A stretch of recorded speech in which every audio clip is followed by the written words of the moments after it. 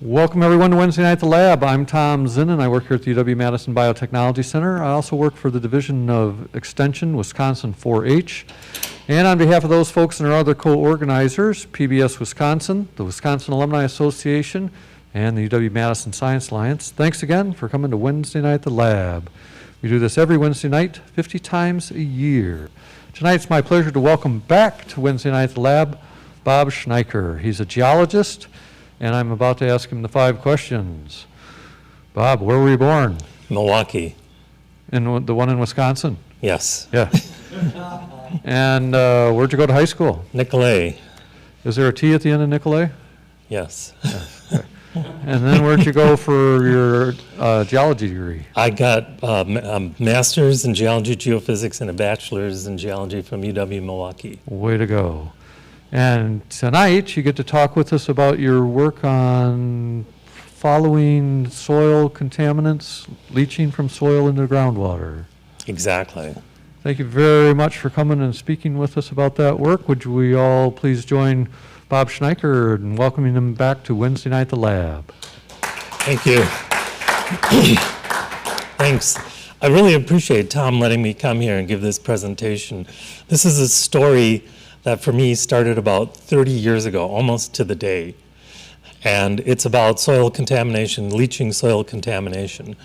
And it turns out it's very much, surprisingly, a Wisconsin story. So basically, I'm going to start out with groundwater. And the question is that we all ask, is it safe to drink? If you're holding that glass of water, is it safe to drink? And what you do is you submit that water to a lab, and they run tests on it. And they come back and they say that there's given concentrations of various chemicals in there. And if those concentrations are below the drinking water standards, I think I got a mouse, yeah. So the drinking water standard is right here for benzene. We're going to focus in on benzene, is 5.1 parts per billion. So if the concentration in your water is below 5.5 parts per billion, you can drink that water. You're fine to do so. The next question is it safe to eat that soil? Kids play in the soil, people are exposed to the soil, so you do the same thing. You submit your soil sample to the lab, and you get a concentration back. And this is the same table, only now we're going to be looking at, where's my mouse? At these concentrations here, and they have 2 different sets, one for residential, non-industrial, and then the other one is industrial. And you can see that those concentrations are 3 orders of magnitude higher than the groundwater concentrations. So we're looking at, instead of the 5 parts per billion, you're looking at 1.6 parts per million versus, or 7.07 parts per million in the soil. And if it's below those concentrations, you could play in it, you could eat it, you could do whatever. Now the question is, what about the soil that's above the water table? Even the soil that's exposed at the surface, the other values for direct contact, they typically look at the top 3 feet. But everything from the surface down to above the water table, the question here is it safe to leave in place? So you do the same thing. You submit it to the lab, and you get a concentration, and you get that concentration from the lab, and you go, what am I supposed to do with that? There's no standard that you can use to determine whether or not you need to clean that up. So you've got to ask the question, is it leaching into groundwater? And so what states were using, this, and like I say, this story goes back about 30 years. So the states were using the detection limits.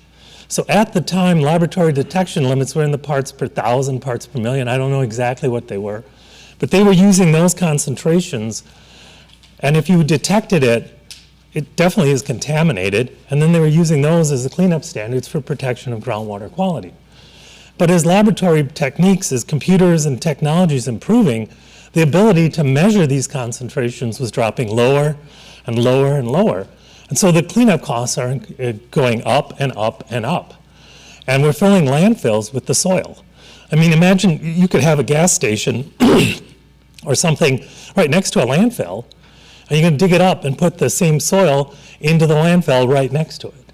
So it doesn't make any sense to do that. And also put 2 different agencies at odds.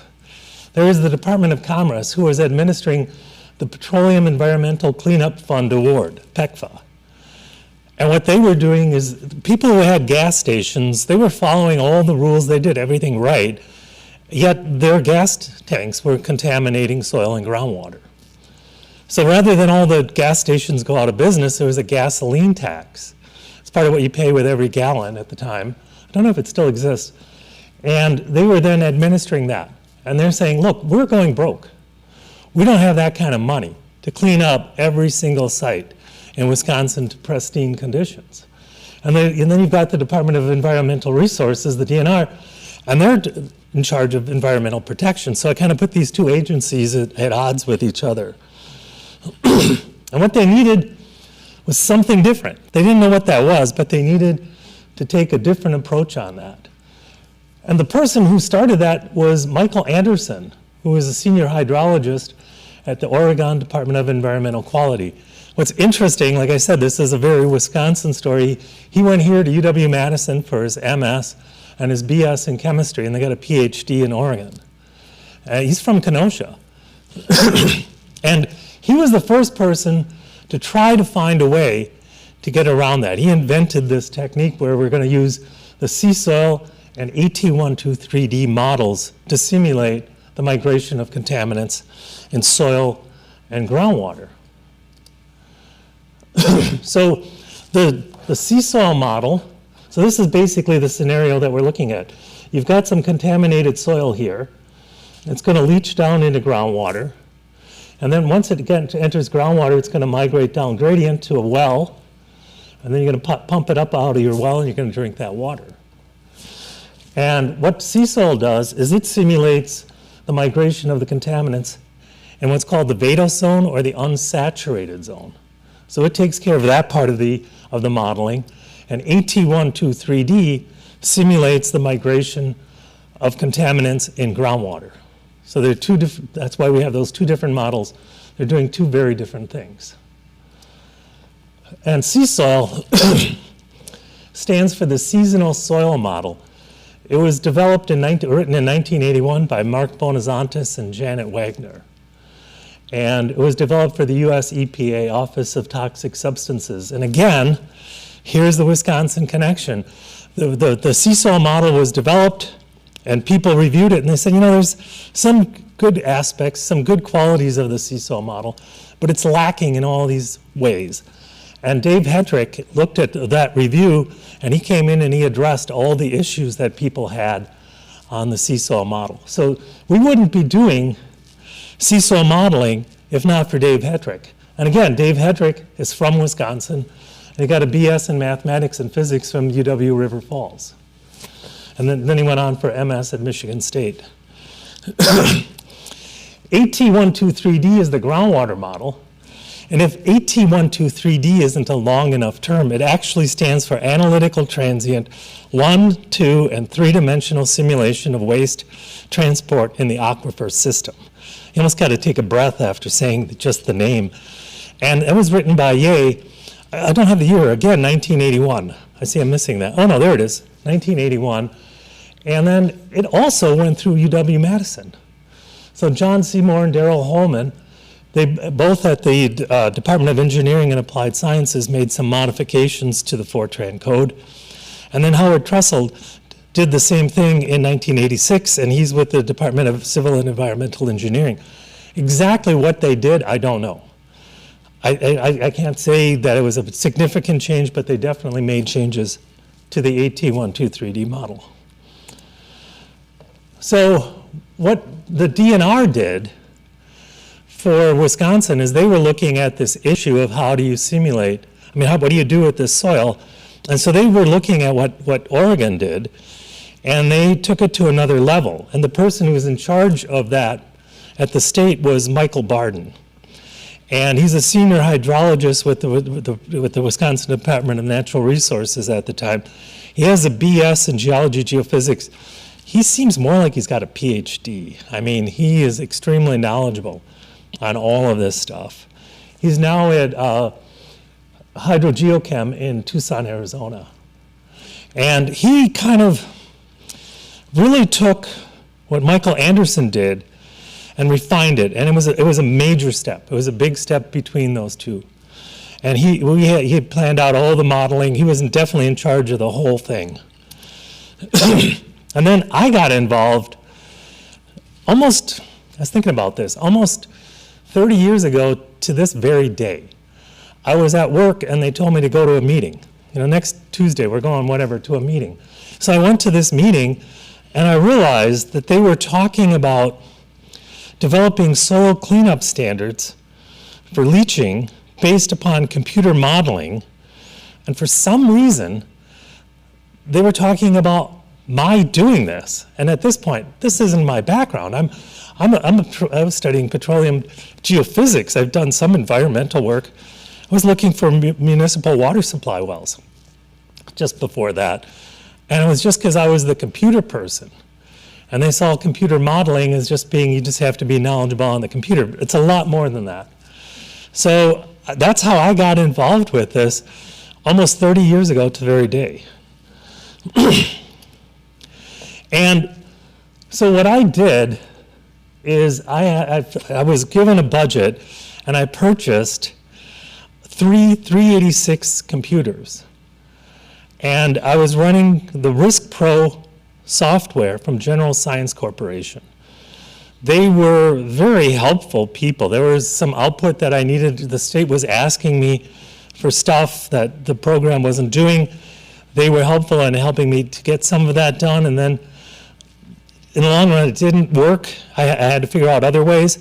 And obviously, this code was not written by a modeler. This was written by a programmer who just said, look, I need to input these numbers into this model, and not thinking about what you're thinking about as you're doing it and what you want to double check as you're programming, as you're setting up these models.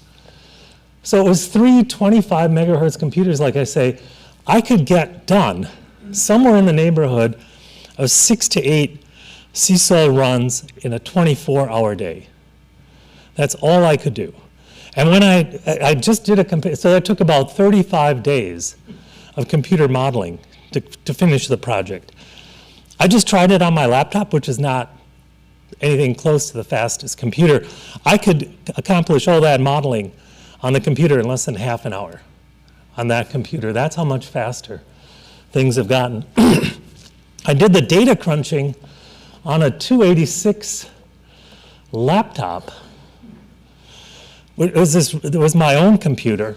And then Steve Scott, who had just left the state, loaned me this thing. I don't know what it is. I've asked people. I can't remember what it was. But it was like a giant floppy. It was about the size of an LP, but about 3/8 of an inch thick. And it was just huge, and it was like this big floppy thing, and I connected it up to the serial port. And then by using that, I could transfer information from one computer to another. Does anybody know what that was? A laser disc? No, it wasn't a laser disc. It was just like a big floppy. 8-inch floppy? 8-inch floppy. It was like a 12-inch, if not longer. If not larger. So like I said, I was being asked to do things that the Risk Pro program couldn't do. So I started programming. My boss actually said, don't do this. I was like, there's no other way for me to do this. So I used my skill as a programmer to automate, to work with the software that I had and to automate the process as much as possible. And it worked. And I got the whole thing down to the point where it was completely automated, but there was one point where you had to hit the key, the enter key, about every 20 minutes. There was just no way for me to put a carriage return in the buffer. It just disappeared. So I actually hired one of the secretaries that came in there. She's reading her romance novel. And then about every 20 minutes, she'd push the button. And I'm wandering around the office going, I'm totally billable on a project. Is there anything I can help you with? So I completed the whole project $30,000 under budget. Not that anybody at the time had any idea what the budget for that would be. I still don't know how the company, HydroSearch, that I was working for felt about me completing this and saving so much money that we could have billed out. But I couldn't figure anything else to do. I was done. I had done everything I needed to do. So basically what we did with the modeling is it kind of comes back to that groundwater standard. So you got that 5.5, the 5.1 parts per billion that it can't exceed. So when we're doing the modeling, if the predicted concentration in groundwater is below the drinking water standard, then that soil contamination can stay in place. If the predicted concentration in groundwater is above, then you need to do something to reduce that concentration in soil, so you're not going to be leaching into groundwater at levels above the enforcement standard. In other states, they call it MCLs, maximum contaminant levels. So basically, that one is not allowed. You're not allowed to exceed that concentration. And what that does, what we got out of it, and this is actually one of the plots. This is showing you the concentrations, and we're going almost 4 orders of magnitude here, from this lowest concentration here to the highest concentration over here. And that's varying depths to groundwater, different soil types. Maybe some of the contaminant properties are slightly different that we're simulating. But we're running all those different scenarios. And then for the cleanup standard, so that you've got a standard that's going to work everywhere that's protective of groundwater standard, groundwater anywhere in the state, they chose the absolute worst case scenario. So the cleanup standard in soil was 5.5 parts per billion versus the 5.1 parts per billion in groundwater. So we're back to the same point. We're not saving any money here. Because we're using this worst case scenario as a determination on what soil standard to clean up to. And the state's well aware of that. So what they did is that it was a tiered approach. So this isn't, and this gets kind of confusing to a lot of people. It's no longer that that's the number that you absolutely have to clean up to in the soil. That's just, if you're below that standard, you're done. You have to do nothing. If you're above that standard, you could clean up to that, or you could develop site-specific soil cleanup standards. And there's several ways to do that. So you start out with the least accurate, and they're all equally protective of groundwater quality. So you start out with the lookup table, then you go to the saltwater partitioning and DAF equations, and SPLP, I'll get into those, and then you do the sea soil and AT123D modeling. So the modeling, like I say, is based on the worst case scenario. So what that does is it takes the soil contamination and moves it to just above the water table. And it takes the point of compliance and it moves it to just below the soil contamination. So it's no surprise that if that's what you're simulating, that the concentration that you have in the soil is going to be the concentration that you get in the groundwater, because they're basically in contact with each other. And then you have, this is for you, Larry, an equation, which is the saltwater partitioning and dilution attenuation factor equations. You don't have to figure out what that equation is, but what that equation mathematically is doing is it's moving the contamination to the water table, and it's moving the point of compliance to within the contaminated soil below the water table. So no surprise, this tends to produce concentrations that are very similar to the worst case scenario. You're plugging in some site-specific numbers. You might get a little bit higher. And this works. I've actually closed projects out years ago when I was doing consulting here. Using this equation, I was able to demonstrate that the organic carbon, for instance, was high enough for this equation to solve the problem with some very low-level contaminants. And the other thing that I want to point out is you can't do worse. If you use this equation and you came up with something that's lower than 5.5 parts per billion for benzene, you didn't hurt yourself. You still work with the 5.5 parts per billion. So there's no harm in going through this calculation to figure out what your cleanup standard is. So you should always try it. The other one is the synthetic precipitation leaching procedure. And it's a laboratory method. And what you do is you take a sample of the contaminated soil, and it's in a tube, and you submit it to the lab, and they put a given volume of water through it, and they get the leachate coming off the bottom of that sample in the lab. And from that, they give you the concentration that you, so if that concentration is below the enforcement standard, then you're done. But what it does basically is it's simulating that the source is now just above the water table and your point of compliance is just below the contaminated soil. So pretty much the same thing as the Seesaw model was doing in the worst case. So again, this can work, but it's not probably going to work in a lot of sites. But it can work. So when you're doing those equations, everything that you're going to get using that approach is somewhere down in this low end over here. And I'm just having a hard time breathing with this mask.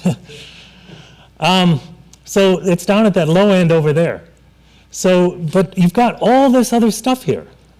You've got all these higher concentrations. And the only way that you're ever going to get to those is by doing Seesaw modeling, Seesaw and AT123D modeling, or perhaps other models. Because what you're doing is you're moving the source back to where the source is, and you're putting your point of compliance at some point, perhaps down gradient. And so what happens here is that the soil acts as a giant filter. And so you can leave a lot more of the contamination in place because it's being filtered both through the vadose zone, the unsaturated zone, and down in the groundwater. So I saw a need. Yes, that by the way, that is me when I was younger and I had darker hair. So I saw a need and I could see the solution. Thanks to the work that I did with the DNR, I became a modeler. You know, the help that I got, especially like I say from Mike Barden, I understood what it is that the state is now looking for. I knew that the software package that was out didn't address the needs of regulatory agencies in terms of what they're looking for for the submittals. But you know, developing a software package, this isn't something that I ever imagined that I would be doing.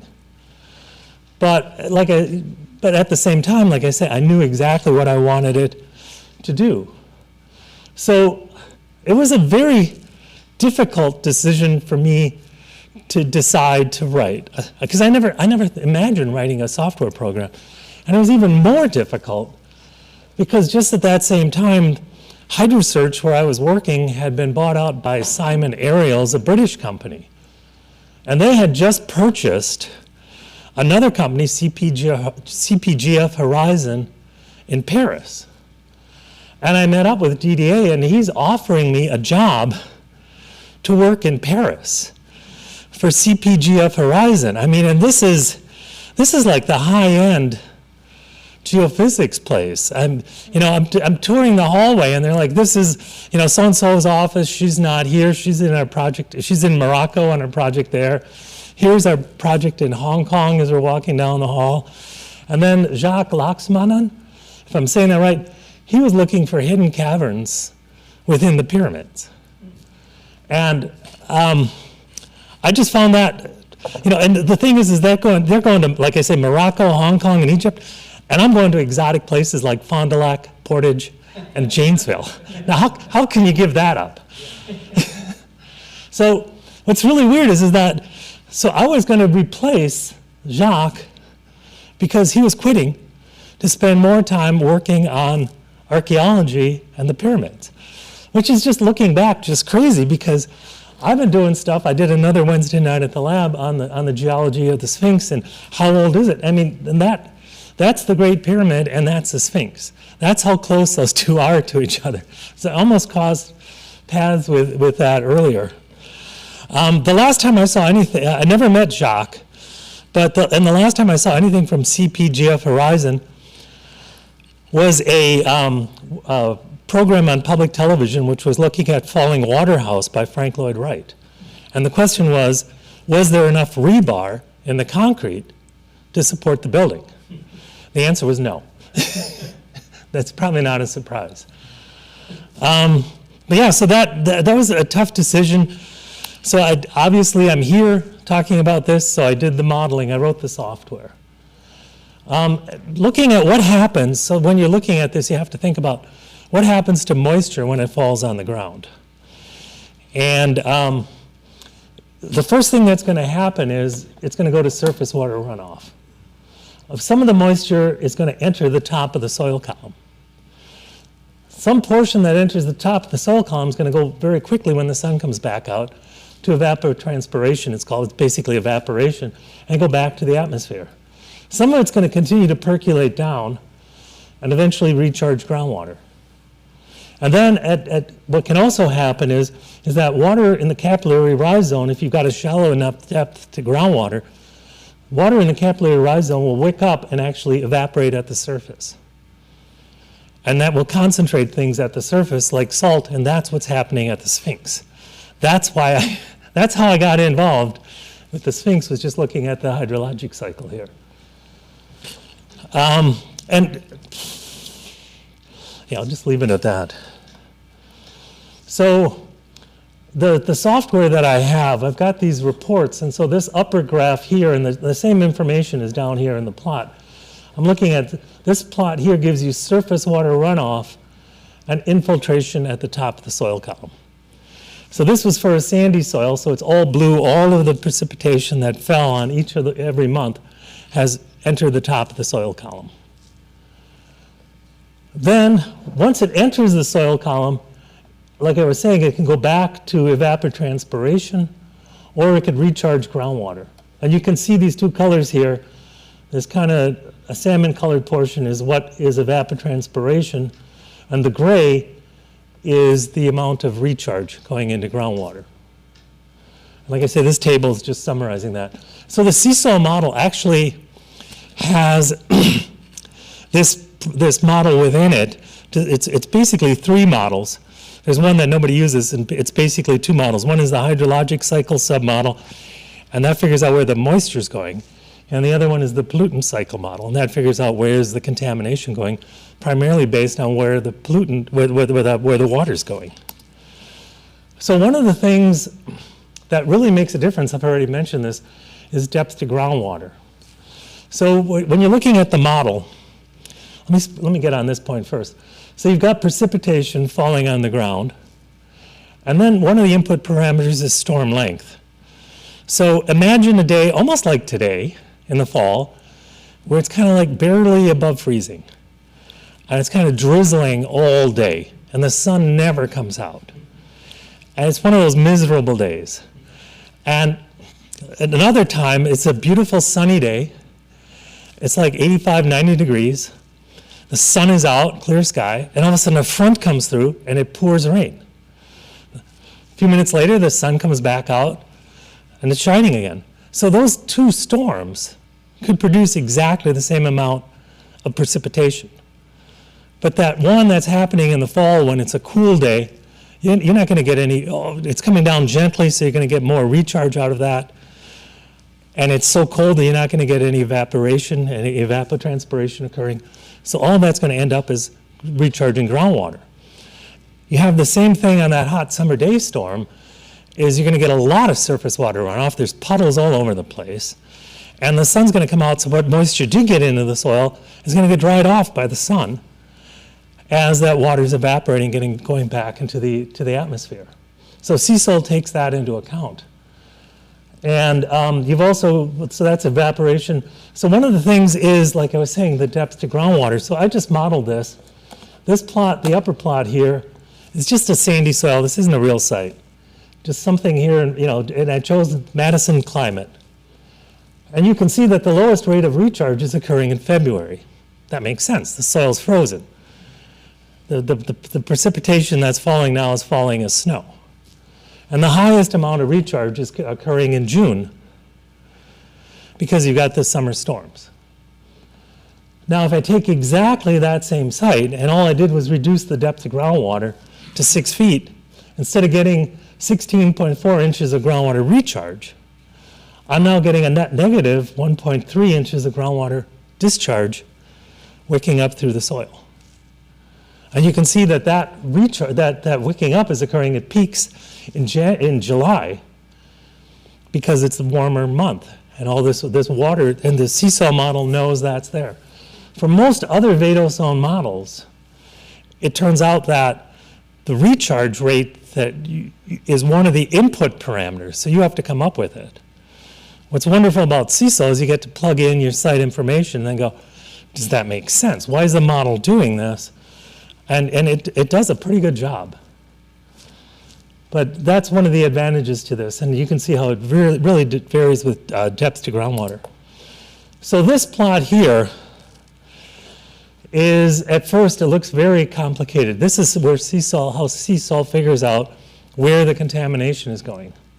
So we're going to load the contamination in this middle layer right here, and it's going to get into soil moisture.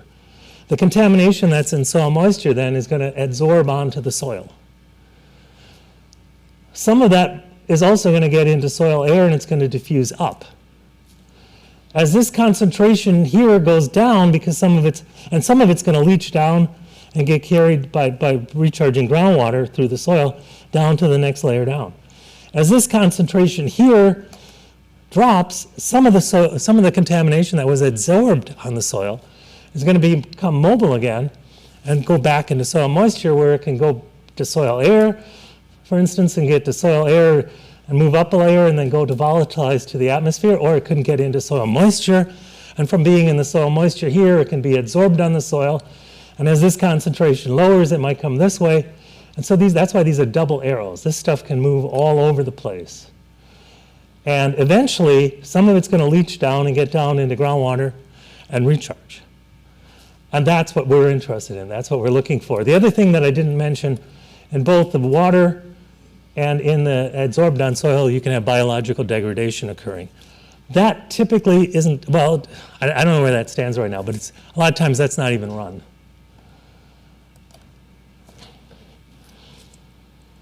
So you can look at that, again, in this report, and this is one of the things where I realized what needed to happen is this plot right here, this part that's purple, is the part of the benzene in the soil that has volatilized to the atmosphere. This part down here that's blue, that's what's leached into groundwater. And it starts out being adsorbed on soil, which is this portion right here, this kind of brown. The yellow is what's in soil moisture. And there's a tiny little bit here that you can see, and that's the contamination that's in soil air. So you can look at this plot, and nobody ever did this before. You can just look at that plot and figure out where did the contamination go. Well, most of it volatilized. How long did it take you to do that? I got to look. I can't even see it on here, but it's like 10, 15 years, and it's volatilized. So you didn't even need to run the model beyond that. The plot below it is showing you the peak concentration through time as the contaminant is leaching off the bottom of the soil column. And this plot, the one below it, is saying how long. It's a contaminant depth plot, so it's showing you how far it's moved down. And once it's reached the water table, which is the dashed line, it can't go any deeper in the Seesaw model. So that's the kind of thing, you just have this report and you can just look at it. And the other models RiskPro didn't have anything close to that. And then once it leaches, so now we've got it here, it's like leaching out of the soil and it's getting into groundwater. So you've got similar things going on here. So the contamination can adsorb onto the soil below the aquifer. And again, as the concentration goes down, some of the contamination that's adsorbed is going to become mobile again and get carried downstream. It's also, the concentration is going to be declining because of just flow through a porous media. So think of a river, and you just got nice laminar flow. Now fill the river with bowling balls. What's going to happen is the water is going to hit a bowling ball, and it's got to go around the bowling ball. And let's say it goes to the right. Well, now there's another bowling ball. Now let's say it's also going to go to the right.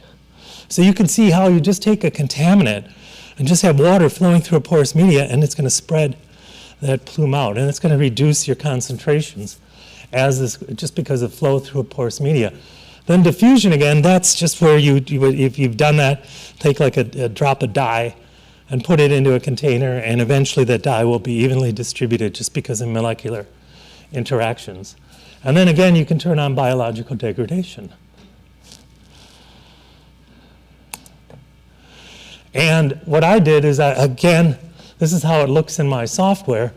What I did is I created, well, you've got the maximum concentration here, the black line. Then I added screened intervals because analytical models like AT123D produce mathematically results at specific points. But in the real world, you don't have specific points.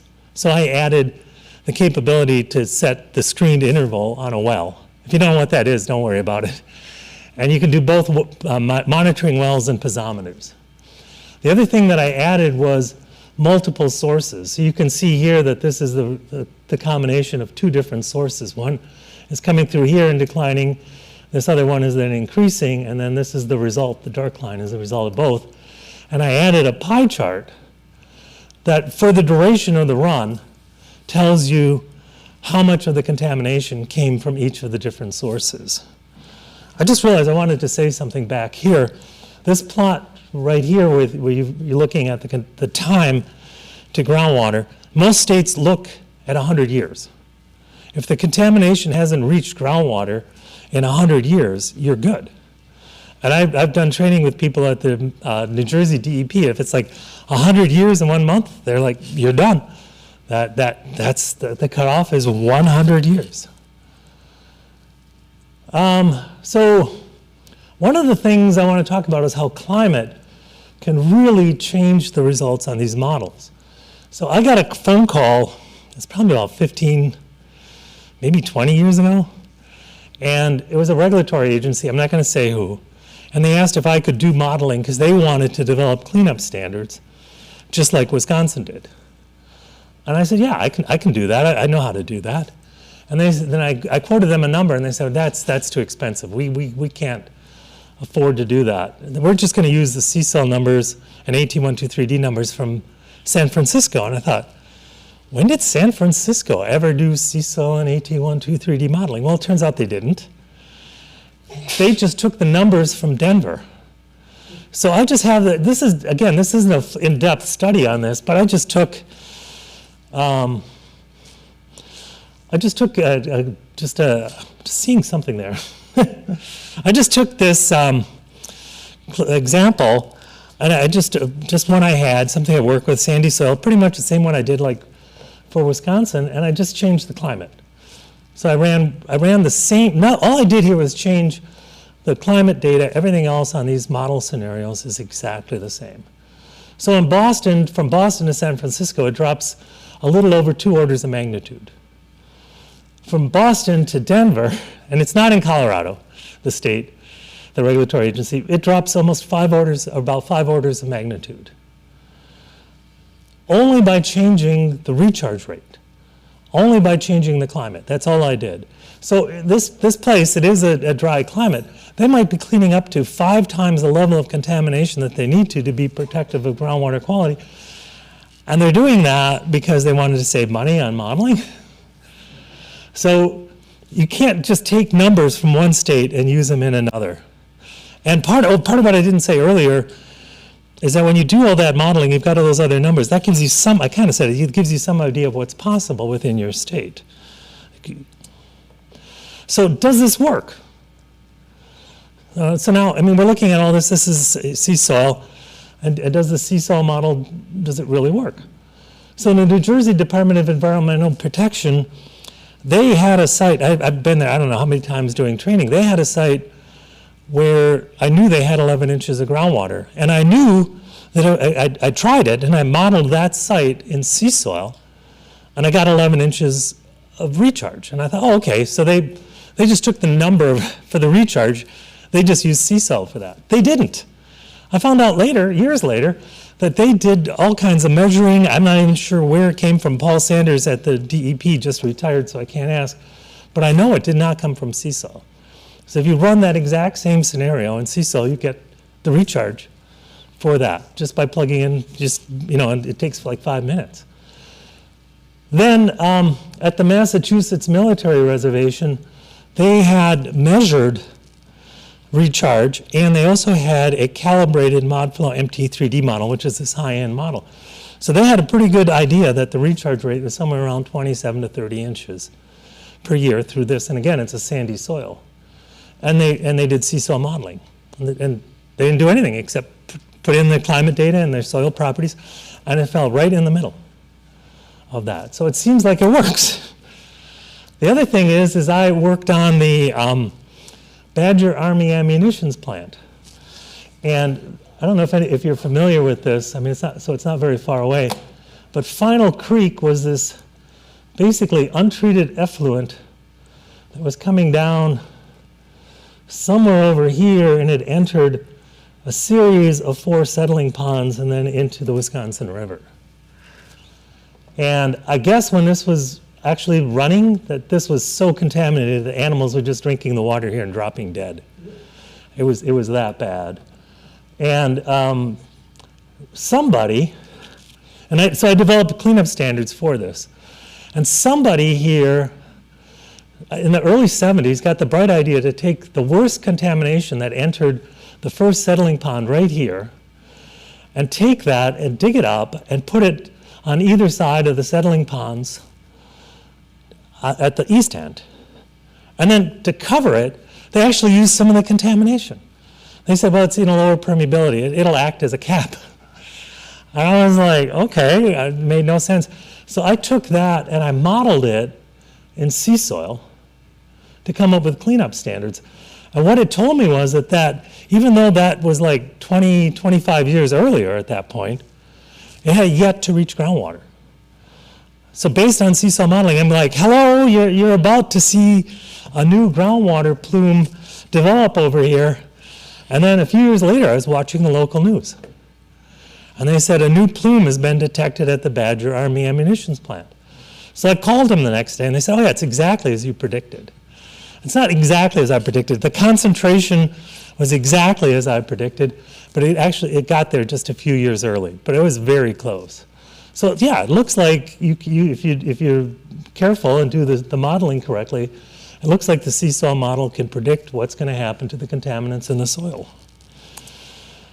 The Army Corps of Engineers at that MMR site in Massachusetts, they had this practice hand grenade range, and they were looking at, and it was all surface contamination. And apparently, if I remember this right, because people are right-handed, there were higher concentrations in certain parts of this than in other parts, because that's where and these are live hand grenades. And what they were going to do is they were going to simulate this source here in sea soil, and then AT123D and get the maximum concentration at this point. They're going to simulate this source and get the maximum concentration at this point. And groundwater is basically following this, well, oh, there it is. Following, that direction. And then they were going to simulate this and get the peak concentration here. They're going to simulate all of these, take this one and get the peak concentration at this point here, and then they're going to add all of them together. Well, this one will never overlap with that one, and this one from here will never overlap with that one, nor will it overlap with this one at the same time. I said, you can do better. And they said, what? They said, you could simulate those all independently in AT123D as independent sources. So they paid me to do that. And I said, yeah, I'll do that, but I want to keep the code as my own code. And they said, fine. So what happened is then they could, and it worked. It was really kind of fun to do. So they did it with Seesaw linked to AT123D, and they got a concentration at this point right there of 10.9 parts per billion. Michael Kolbrish, who was so excited about this, and because he already had the ModFlow MT3D model on the site, he decided to link sea soil to ModFlow MT3D and see what he would get there, and he got 13.3. I mean, models are considered to produce the same results if they're within an order of magnitude. It took him about a week to do it with ModFlow. I don't remember how long it took him with sea soil and AT123D, but you could easily do that now in an afternoon. And it significantly reduced the cleanup costs, and the US EPA was actually very, they said that it exceeded their expectations in terms of what was submitted by the Army Corps of Engineers on that. So basically, this is an outline of what has been happening. So it started with the Oregon Department of Environmental Quality, then it went to the Wisconsin Department of Natural Resources, then the Ohio EPA, And everyone is refining it a little bit more from the people who did it before. They're looking over their shoulders and doing a little bit better job. I'd say the place that did it the best, and everyone is still looking to them, is the Massachusetts Department of Environmental Protection. And in New Jersey, I don't think they actually use Seesaw to develop their cleanup standards, but they require you to use sea soil and AT123D to develop site-specific cleanup standards. I think the same is true of Hawaii. Maine definitely used sea soil to develop their cleanup standards. So this is a story that started 30 years ago, but it's a story that's not over. Because right now, PFAS has really become this contaminant of concern. And so Maine, just last year, promulgated cleanup standards for soil using sea soil and AT123D. And Massachusetts is in the process of doing that right now. They're doing it for biosolids that are going to be applied at the surface, whereas Maine did it for just their normal cleanup standards. And I don't know too much about PFAS at this point, but yeah, they're using the Seesaw model to do that. And basically, that's my presentation, if anyone's got any questions.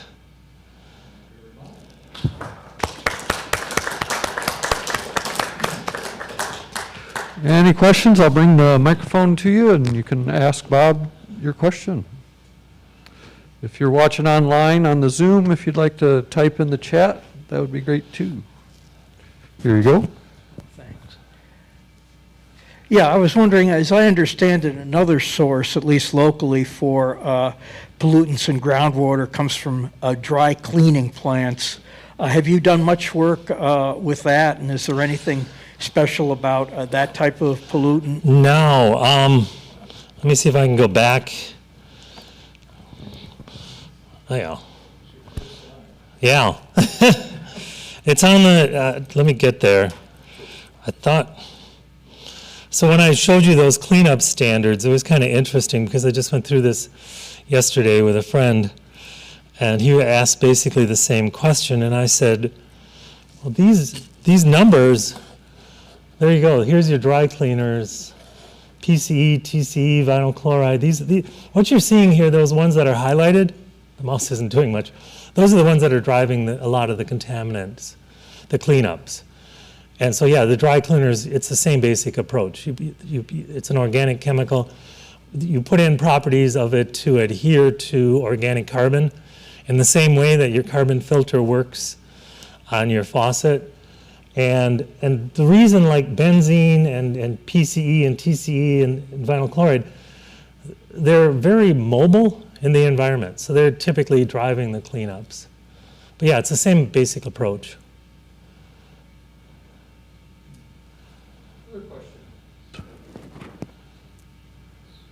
Okay. Bob, what's next for this in addition to what you see with the PFAS? Anything on the horizon?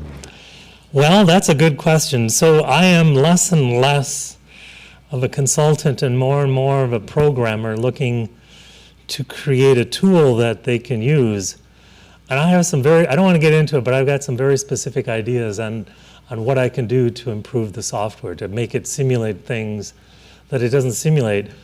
I have to be careful whenever I do that, because just because I can think of it doesn't mean that the regulatory agencies are going to be open to that. It's like I was saying, I came up with the screen interval on a well, and I was thinking of doing that, and then I was like, I've been to New Jersey a lot, and Paul Sanders was talking about it'd be great if it did that, and I was like, well, that's cool, because I'm thinking of adding it. But just because I can think of it doesn't mean it's worth doing. Online question, does this same detection process work with radioactive contaminants? That is a really good question. I don't know. That's not my area. I know that they have used sea soil and AT123D at the Savannah River site, and that's radioactive materials, but to what extent and what they actually do with it, I don't know. I would suspect to some extent yes, and to some extent no, but I don't know. lines, because I'm a virologist from 30 years ago, and one of the things that amazes me is 30 years ago, if you would ask people how you track living microorganisms in groundwater, they'd say there probably aren't hardly any, and now we know there's all kinds of viruses and other things. We're tracking COVID with surface water and sewage treatment plants. I'm wondering, what would it take? What are some things that you imagine would be challenges for writing in detection and tracking of something as small as a messenger RNA, something as large as a virus? So I don't think, so this is all, I mean, so I'm getting back to the changes that were made by Dave Hetrick and such, because what you're simulating is the adsorption to the soil. You're not looking at particle sizes, you're not, you're looking at things like water solubility might limit the, so none of those parameters really would make any sense, I don't think, with tracking any particulates or viruses or anything. It's more of a soil-soil interaction than watching a flume through the aquifer. Organic chemical soil interaction, yeah. Okay. Another question online, can you use this on arsenic leaching from rocks? That was great follow-up because it's about to qualify it, yes. You definitely can use this for arsenic, which is not, or it's inorganic. But yes, you can basically do the same sorts of things. Raj is asking, since there are so many variables in controlling soil contamination, is it better to focus on spending on technologies on the demand side, such as being done for bottled water plants? I'm not sure I understand the question. Well, why don't I show it to you and then you can... I mean, you don't ever want to contaminate anything. Okay.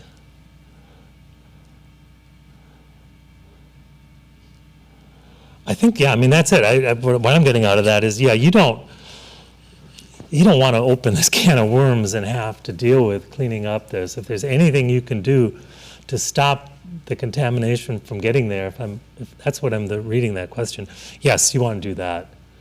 You're playing with fire in terms of thinking, well, maybe at my site, because I'm, say, next to a landfill, I don't have to worry. That wouldn't be a good idea. All right. Any other questions for Bob? Here you go.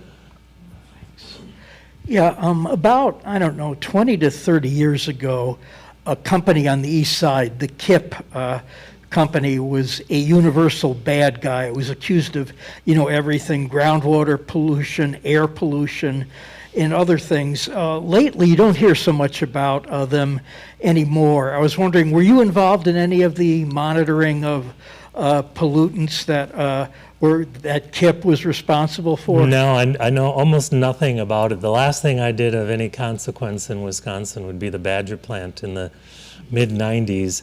My work is working with states. I mean, I'm on the committee for the PFAS, I forgot what it's called, from the Mass DEP. I'm working around the country, but not so much in Wisconsin. In fact, I had to call some consultant friends of mine to find out where this table is. Where does this? What's the current version? What's happening in Wisconsin? I mean, it hasn't changed much, but yeah, it's ever changing, and I don't know much about what's happening in Wisconsin. Sorry. I really appreciate you telling the story going back 30 years ago. So many people that have been involved in honing this and where it might be heading. It's a great saga, and thanks for coming in, Bob, and sharing your story. Well, thanks for having me, Tom. Thank you.